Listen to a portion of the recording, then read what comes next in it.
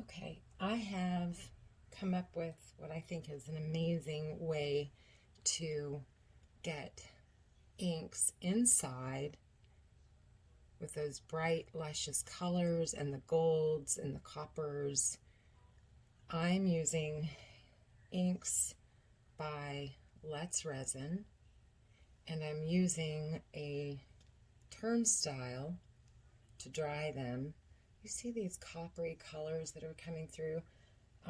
Sorry, and I'm also using some of my pearl inks to get this particular look. It's got a purple, and let's see, I used the Alcohol Pearl Deception. I used my brass. I used the Let's Resin Deep Purple and the Let's Resin Dark Blue. This is from their Ocean Alcohol Ink collection. It's a much thicker and opaque style, which I really love because, I mean, if you just could see the color here that I'm getting by mixing those three colors. I've done a couple others. This was the Ocean Blue. This is a turquoise. Let's see. This is the turquoise, the peacock, the green, it's just called green, and then my brass. And I did the inside as well as the outside. And the colors here and how they move and blend when on the cup turner are just remarkable. Try not to put the paint in too thick. If you do get it too thick, like I did with this one, I just used my hair dryer like so, turned it on low, and just directed the air right into the bowl. Now these are glass. The other ones I have here that I'm working on are plastic, and it works the same. This is the pink colors. There's a red, a salmon, and a dark pink in this with some gold. I'm going to come back and add some more inks to it because it'll just push the other ink out of the way, and then put it back on the turntable.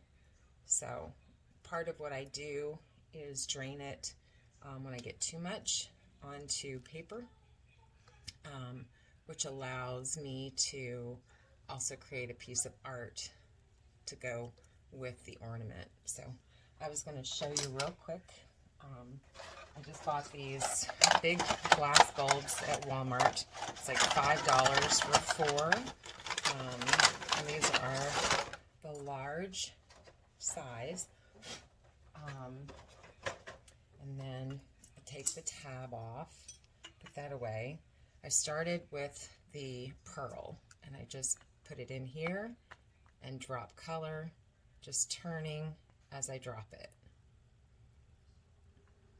Just a little drop at a time, and then I'm going to let it swirl down and kind of begin to come back on the other side. If I feel like I need a little bit more, I'll come back in, put a couple more drops near the bottom. You don't want to put too much to start because then you just end up with way, way, way, way too much. And so this is probably, what, 10 drops? I didn't count. You guys let me know. So there's the red. Then I came in with the opaque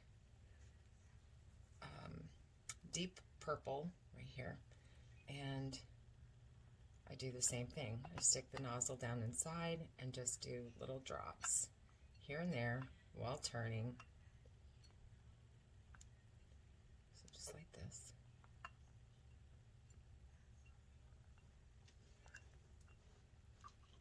So there we drop there. And just kind of swirl, let it kind of just do its thing. Okay, once I have that how I want, I'm going to go in. Now keep in mind this is all abstract. I'm going to go in and put in a little bit of the blue, oversprayed there, but dropping in the same way, turning as I'm going. And a little bit more of the blue. So I'm just going to let that kind of begin moving around in there. And kind of moving it with my hand, not being too impatient with it, just kind of letting it do what it's going to do. And then I take my brass. Now I have my brass in one of those little bottles with a really teeny tiny tip. Try to keep it clean, but this time I must have gotten paper towel in here, so just wipe that off. Again, I'm going to swirl this back the other way, and now I'm going to go in with my brass and I'm only turning about a half an inch turn as I go in and lay this in, because something really remarkable starts to happen when it mixes with the pearl. You get the copper and gold colors, and what's beautiful is each one is unique, and I don't know if you can really see inside, but look at it, how it's starting to really pop. And I just try to turn it so I can fill the areas that don't have ink, and I just keep turning it. And I use my light so I can see through the glass and the ink to see where I need more coverage. So I just keep turning, and then I go back in with my red again, and I just make a couple little turns, a couple drops, and continue to swirl.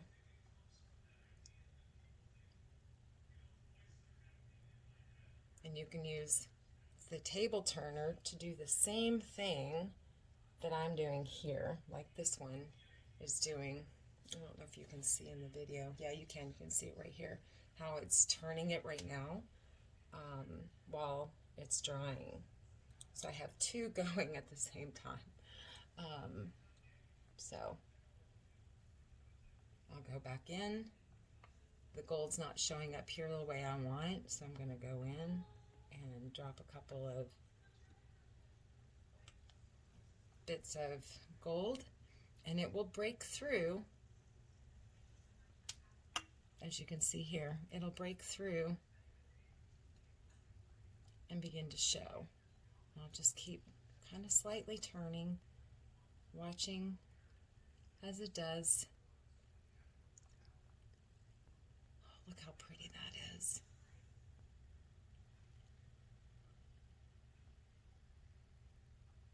So I just keep turning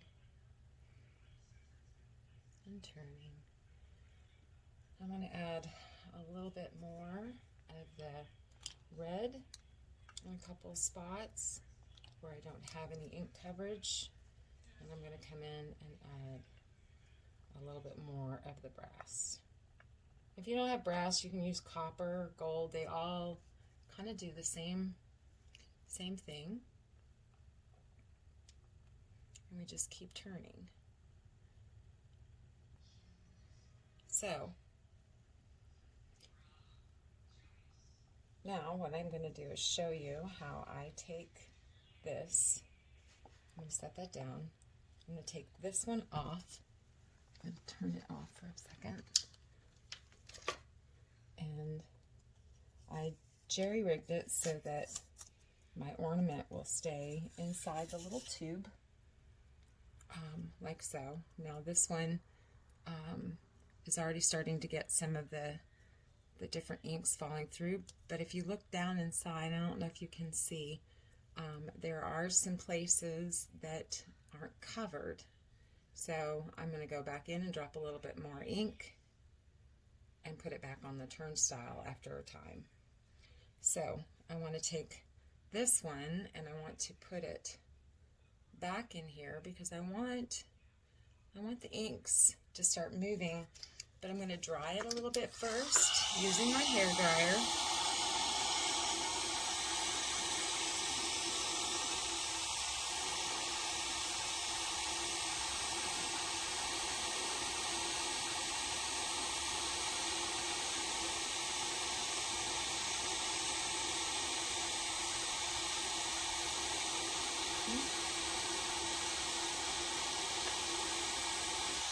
Right. So now I'm going to put this right inside here, and I'm going to just take my tape. It's just painter's tape, any type of painter's tape. This is frog's tape. It sticks really good and holds it in place, and then I'm going to turn it back on, and I prop it a little bit just against the edge of my table,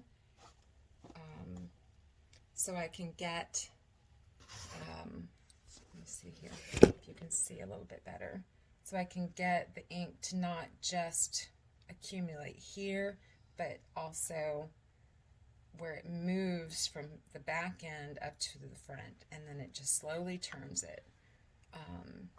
This one's a little high for this bulb, so I can probably take a couple of my paint palettes.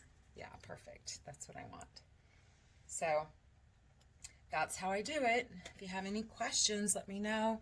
Right now, this is the end result, and I am loving how they look, and I can't wait to go on to the outside of this one and give it a little bit more AI on the outside. And of course, you're going to spray your work with the Camar to seal it, and then the UV to protect it.